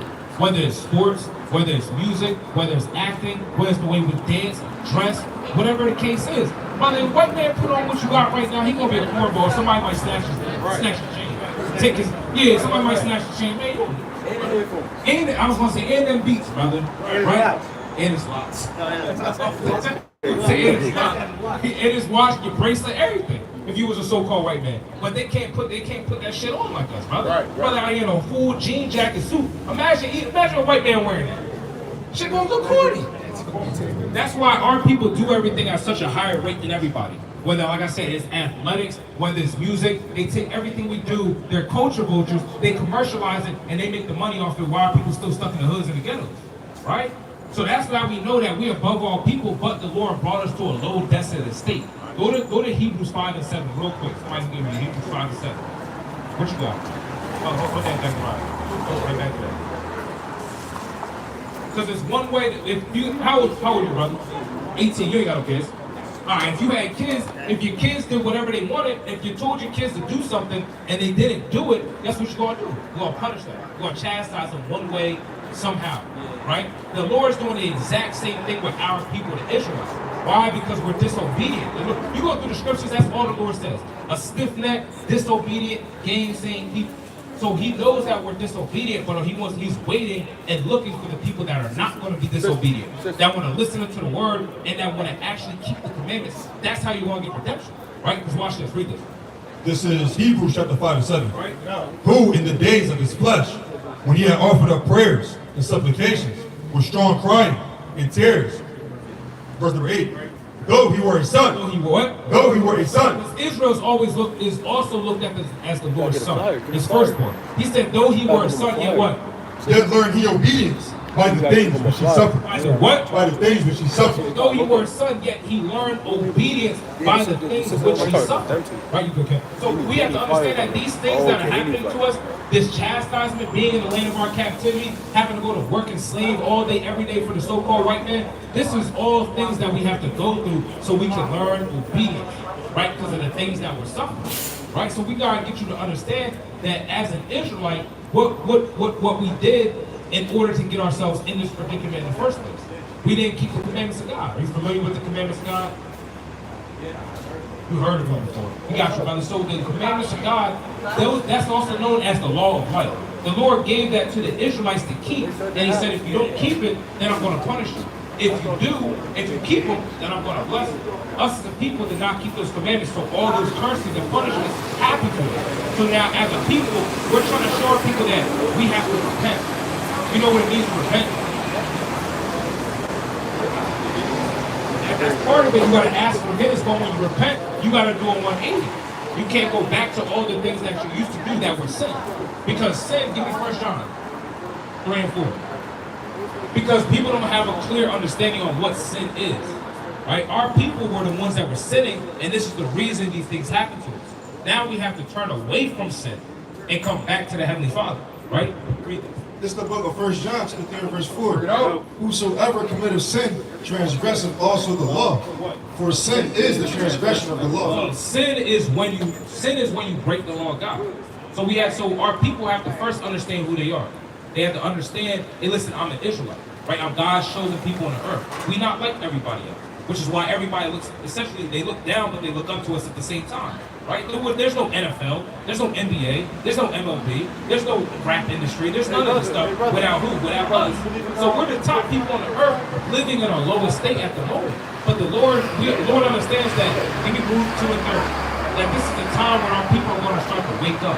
They're going to start to understand who they are. This is the truth. This is the truth awakening, right? Our people waking up to who they truly are, their true identity, and that's what we want for you, brother. We want you to understand who you are, right? You got that? All right, way back. Well, this brother got it.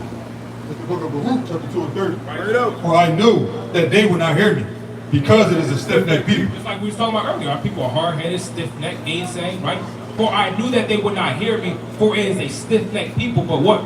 But in the land of their captivities, they shall remember themselves. They shall what? They shall remember themselves. In the land of their captivity, America, Europe, it doesn't matter. Our people are captives everywhere, Slaki. Our people are captives everywhere. But the Lord said, in the land of their captivity, that's where they're going to start to remember themselves. That's why you see brothers out here. We got brothers that was 18, 19, 20, young brothers that can understand who they are. But now it's just time to come back to the Most High God and to your identity, right? Somebody give me that what I called earlier. Zechariah 2, yeah. This is Zechariah chapter 2 and 2. Then said I, whither goest thou? Hold on, okay. You're on 1 and 2. Bring it out. Say again? You're on 1 and 2. 1 and 2. Fine. It's the book of Zechariah, chapter 1, verse 2. No. The Lord hath been sore displeased with your fathers. Right. Therefore, say thou unto them, thus saith the Lord of hosts. Thus saith who? Thus saith the Lord of hosts. Turn ye unto me. What the Lord say? Turn ye unto me. saith the Lord of hosts, and I will turn unto you. The Lord said, turn unto me, and I will turn unto you. How do you turn unto the Most High God? You do the things that he told you to do, which was what? Was to keep the commandments that he gave us, right? Are you familiar with any commandments? I know you said you heard of them. I mean, probably like you said. Okay, I got you. Let me ask you this one question. What do you believe that we must be the Israelites, or are you still kind of on the fence about it? Say yeah. All right, all praise the Most High, brother, because this is important. Because the Lord said, give me 1 Chronicles 16 and 13. Because the Lord chose us to, again, to be above everybody, to be the governors, the rulers, the kings, and the judges that are in the earth. But again, because of disobedience and sin, now we live in a lower and desolate estate. But we're trying to raise up our people so we can get back to that estate, back to royalty. Because we're the only people that walk around talking about, what's up, king? Or our sisters talking to each other, what's up, what's going on, queen? X, Y, and Z. That's our people. You don't see the Asian man doing that. You don't see the white man doing that. You don't see the Arab man doing that. Why? Because it's royalty, literally, like Kendra said, in our DNA. Right? So we have to understand that. But the only way that we're going to be able to understand that and get back to that point is if we come back to this book. We come back to the Most High God, and we come back to our nationality as an Israelite. Right? Bring this up. 1 Chronicles chapter 16 and verse 13. Right? Oh, ye seed of Israel, his servant, right? Ye children of Jacob. Ye who? Ye children of Jacob. Is what? His chosen one. We're the chosen ones of God, brother. Nobody else can say that. So we trying to show you that so you can come back and understand who you are. As long as you understand this, then all praise to the Most High. But now you got to understand what's... Yeah, of course, brother. You do what you got to do, brother. But what's next is understanding what comes with that. Somebody go to Revelation 22 and 14. Next is understanding what comes with that. And go to 1 Kings, actually go to Ezra 7 and go to verse 7. Right? See that? Yeah, you got it? That's right. Revelation 22 and 14. Blessed are they that do his commandments. What did the Lord say? Blessed are they that do his commandments, that they may have right to the tree of life, and may enter in through the gates into the city. So this is, you're familiar with the book of Revelation. Most people are. It's the last book of the Bible. Right? This is the last chapter we're reading. The Lord said, blessed are they that do his commandments, that they may have right to the tree of life and may enter into the gates of the city. So us as a people, we understand that what did we do that brought all these curses upon us? We was disobedient, meaning we sinned. We broke the law of God. Now what we have to do is we have to keep the law of God and have faith in the man that they call Jesus Christ. Right? You can't faith without works is dead. So you can believe, but your works have to follow that suit. The works that are going to follow suit are the commandments that he gave you. The same commandments that Christ told you to keep as well. So we understand that we have to keep the commandments of the people because that's where we fell short. And that's why the Lord had to send his son, the man they call Jesus Christ, in order to be that ultimate sacrifice for our sins. Right? Read this real quick. This is Ezra, chapter 7, verse 10. For Ezra had prepared his heart to seek the law of the Lord. To do what? To seek the law of the Lord. And do what? And to do it. And to what? And to do it. And to teach in Israel statutes and judgment. So we're doing the same thing that the prophet and the priest Ezra. Right? We have to understand that we're the Israelites, and then we have to teach our people to keep the commandments. Because again, we fell by not keeping the commandments. So now as a people, we have to come back. And again, the foundation is understanding that you're an Israelite, that you're God's chosen people on the earth. The Christian church is not going to teach you this, right? Your Pentecost, your grandmama, your auntie, they're not going to teach you this, brother. Why? Because this is information that has been hid for ages and ages and ages, right? Give me Colossians 1 and 26. Give me Daniel 12 and verse number 4, right? I appreciate your time too, brother, right? I'm going to get a couple more, and I know you probably got stuff you got to do. All praise. Bring this out. It's the book of Colossians, chapter 1 and verse 26.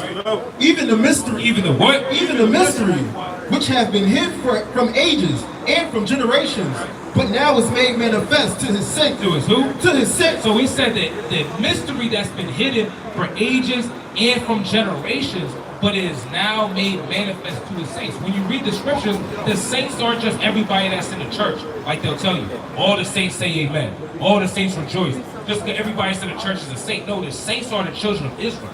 It tells you that multiple verses in the Bible. So when it tells that this mystery is now being made manifest to his saints, it's this truth coming to light. It's this understanding coming back to our people, and the breath of life is now entering into them. They're awakening on their feet. Right? So this is a mystery that's been hidden, but now it's being manifest for brothers like you to be able to understand. Hey, listen, I'm an Israelite. I'm not a black man like they used to tell me. I'm not African American. I'm an Israelite from what tribe you think you're from, brother? Call yourself a so-called black man. Are you from Jamaica, the West Indies? Jamaica? What's your dad?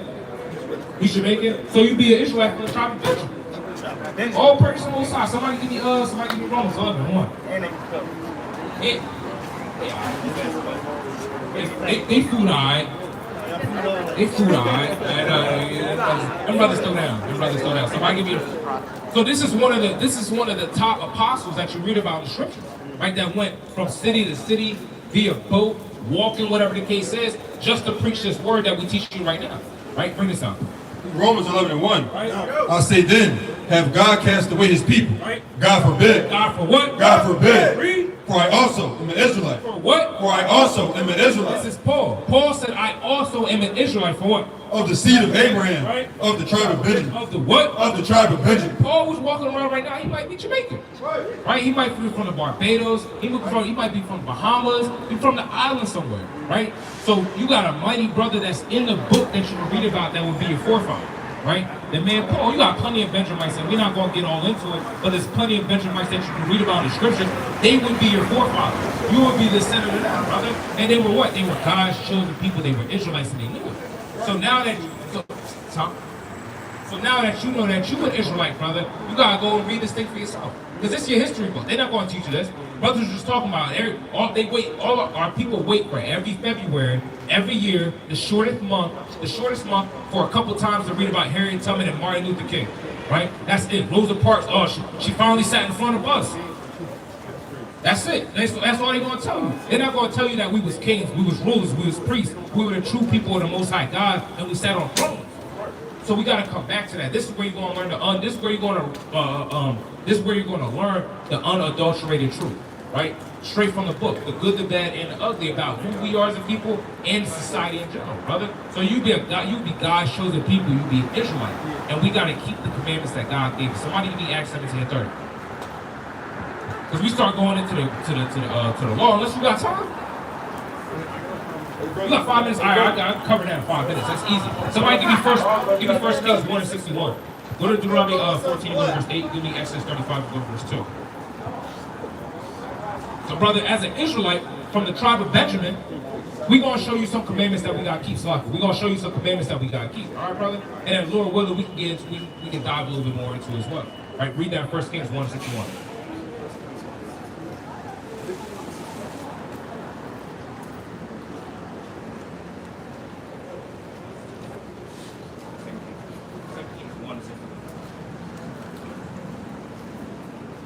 You said 1:61? No, that's cool. It's cool. I'm 7 to 61. Yeah. Deuteronomy 14:8. So as we read earlier, Ezra did what they taught the law of God to the people. So what we come out to do, just like he did, is what? Is to teach the law to the people. Right? You got it?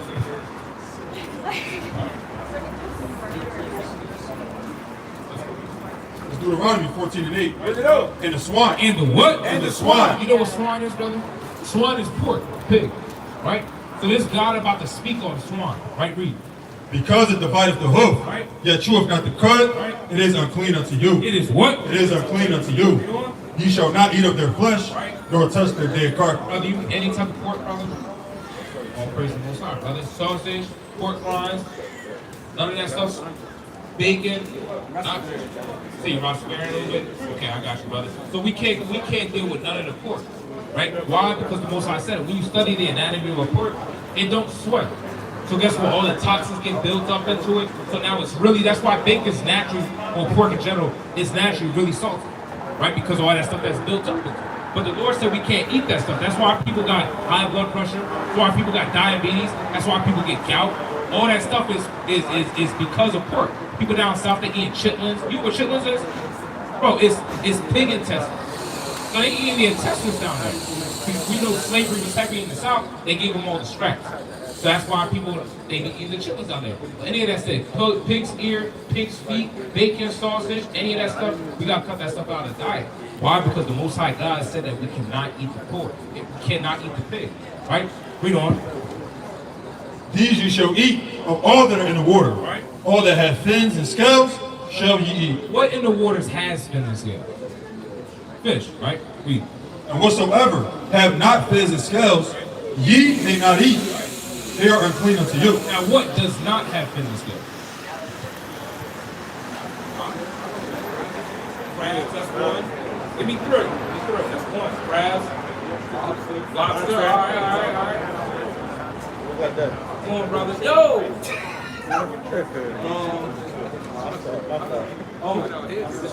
There it is, brother. And shrimp crab, that's the big three. Yeah. But you got calamari, you got octopus, what else? Catfish, clams, oysters, seaweed, all of them just bottom feeders in general. Crawfish, shellfish, you can't eat that stuff.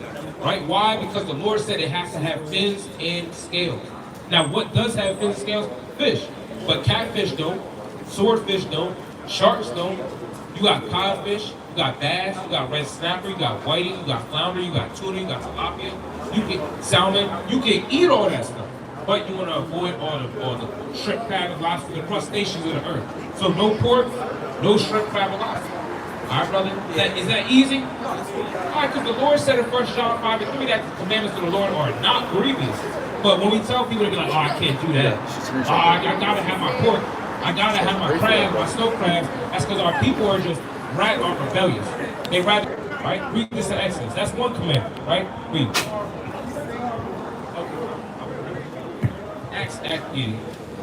Exodus 30. Exodus 35. It's funny. The book of Exodus, Give me the watch. chapter 35, verse 2. Right? 6 days shall work be done. Right? But on the seventh day. Put on the what? But on the seventh day. What's the seventh day of the week, brother? Sunday? You sure? You got your calendar?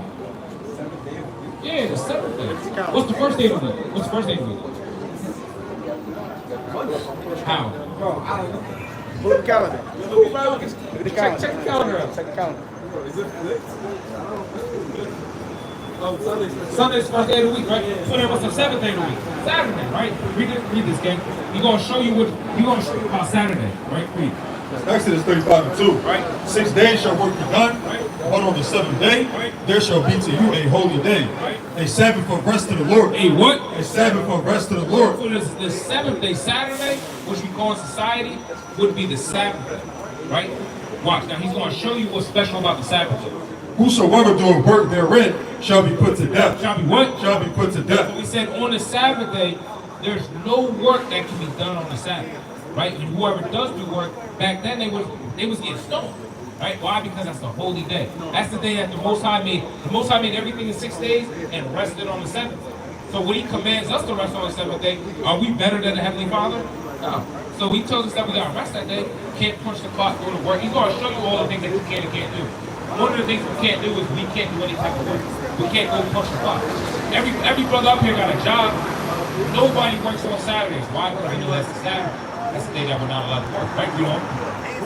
Ye shall kindle no fire throughout your habitation upon the Sabbath day. Now back then they didn't have lighters and torches and ovens and microwaves and air fryers. They had the sticks and stones. Boom. Put that joint together and make a fire. So now your modern day fire kindling instrument would be your microwave, your oven, your air fryer, stuff like that. So you're not going to catch brothers cooking on a Sabbath either. Right? We'll go to Wawa. Me personally, I go to Wawa beforehand. I buy a salad or a hoagie, whatever the case is. And I got that stuff for that night and for the next one. Right? So I'm able to eat, and then we come out here and we teach brothers like yourself. But you don't want to work, but we can't work on a Sabbath, and we can't cook on the Shabbat. All right? Bring this up.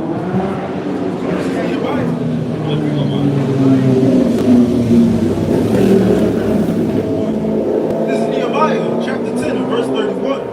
And if the people of the land bring ware or any victuals on the Sabbath day to sell, This is in conjunction with what we just read.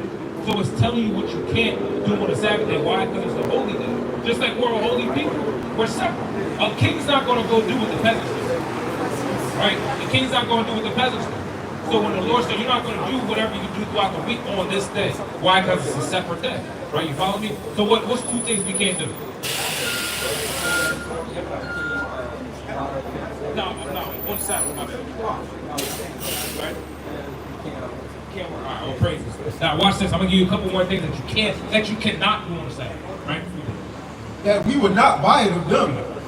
And if the people of the land bring ware or any victuals on the Sabbath day to sell, Now, when it says ware and victuals, that's just merchandise. Things you can buy, things you can sell. Right? Read. and we would not buy it of them. Wait, what the Lord say? And we would not buy it of them on the Sabbath. On the what? On the Sabbath. Or on the holy day. The Lord said on our Sabbath and our other holy days, we can't buy, we can't sell. Right? So we don't buy, sell, cook, or work on the Sabbath day. That's your stipulation to keep it holy. Follow me? So that's why, like, what day of the week, what day is the Sabbath day? Saturday. Now, give me Daniel 7:25 and give me Genesis 32 and 23. Now, 23 and 32 seconds. So, contrary to popular belief, the Sabbath, I got you, it's going to be the last day there. So, contrary to popular belief, the days don't go from Saturday, from midnight to midnight. Because midnight is what? It's the middle of the night. I'm not going to open this book and read it in the middle of it. Follow me? So when the Lord created the days, he didn't make them from midnight to midnight. He made it from sundown to sundown.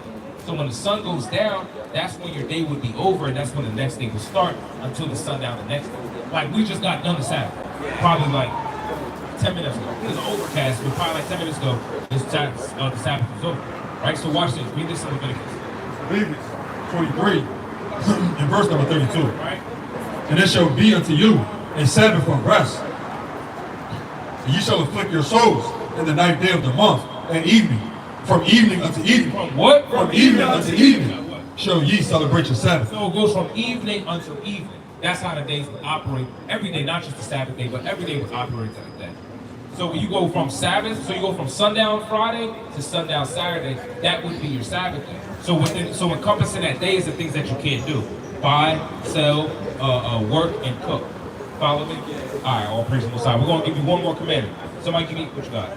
Nah, you can drop that. Somebody give me, let me get Leviticus 19 and 27. Leviticus 19 and 27. Oh, let the fuck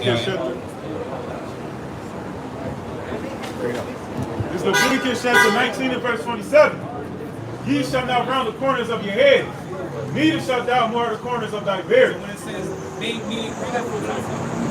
Ye shall not round the corners of your head. meaning that you can't just buzz your head. Like, you got the locks to the screen. But if you ever at some point in time decide that you want to cut the ball, you can't take it all the way down, just buzz it. Then go Kobe being there, Bryant, Michael Jordan shot, you can't do that, right? So you can't buzz it in your head, you know what? Neither shalt thou mar the corners of thy beard. Meaning that if you gotta follow, when your beard grows down, I don't know if you shaved or if it just has to come in, it's all good either way. You say you just shaved it? Oh, okay. He said, I wish. Okay. There's a couple brothers here that don't got no beards. We're not going to call no names. But regardless, if one brothers with their beard, they just got to follow the natural line. Right? Like, so when you do shape it up, brothers got to make sure they're not hard into the beard or just cutting it off. They be like, you know, you go into the military, you got to go boom, they buzz everything off. You want to play for the Yankees, cutting everything off. You can't do that. Right? The Lord said that that's a sign of your man. That's a sign of your manliness. Right? You grow that beard out. So you get the opportunity to grow that beard out and let that joint rock. All right, read on. Ye shall not make any cuttings in your flesh for the dead. Now, our people don't really do this, right? But you know how, like, the emo folk that was in high school, and somebody died or something like that, they got the razor. You can't make any cuttings in your flesh for the dead, right? But watch this. This is what our people be doing. Read. Nor print any marks upon you. What did the Lord say? Nor print any marks upon you. Read. I am the Lord. So that's I am the Lord. The Lord said that we can't do none of that stuff. You can't go bald. You can't shave your beard off. Somebody died. You can't take the razor to yourself. And any markings, any cuttings in your flesh for the dead, nor print any marks upon it. What's that sound like? Now, you got brothers that got tattoos, but since understanding what's true, brothers have repentance. They've never been back to a shop, right? So I got tattoos. I never been back after I was in Israel, right? So we can't have any tattoo. We can't be butchered. We can't be butchered any tattoo. Right? So those are 3 commandments that you can keep as an Israelite. That's the starter factor. You remember what we told you? What we told you? Yeah. So like the fish? Yeah.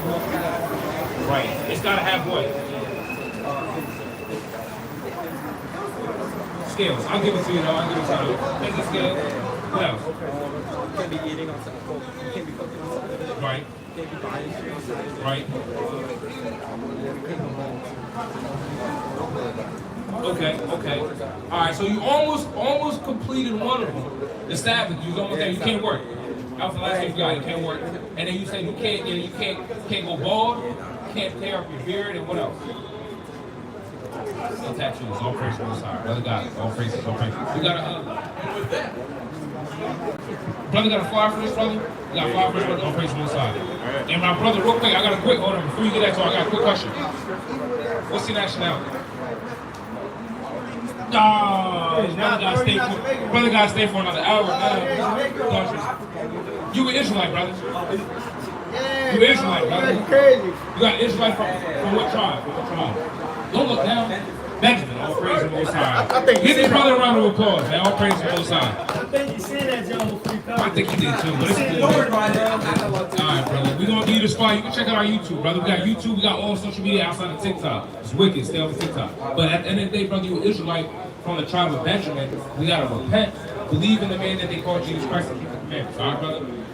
No doubt, no doubt. Appreciate your time, brother. All right, be safe, okay? Be safe. Give me Jeremiah 51:62. Jeremiah 51:62. Then shalt thou say, O Lord, oh, who? O Lord, thou hast spoken against this place to cut it off. What? To cut it off.